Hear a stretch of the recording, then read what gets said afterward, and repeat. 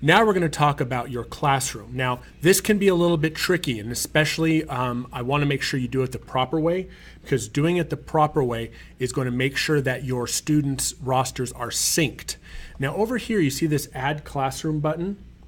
This Add Classroom button is only if you're going to create a classroom using Google Classroom Sync, or if you're going to use adding a code. So if I click on this classroom icon right here, I have enter class name or import class from Google. Now, you should not have to do this. All of you will have a class right here, and the way it's going to be identified is going to be the initials of your school. In this case, it's Miller. It's going to be your AD login username, underscore, and then what grade you teach. For all of you, you should see this class right here.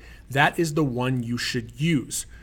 The reason is this is the classroom that is going to be synced. So whenever you have a student added or you have a student who leaves your class, this is the classroom it's going to take away. Now you can create classrooms using this way. The problem with this will force you to have to manage that. Because if you sync with Google Classroom only uses the kids on the roster from which you synced it. So I highly recommend that you avoid doing this unless you're willing to manage it on your own.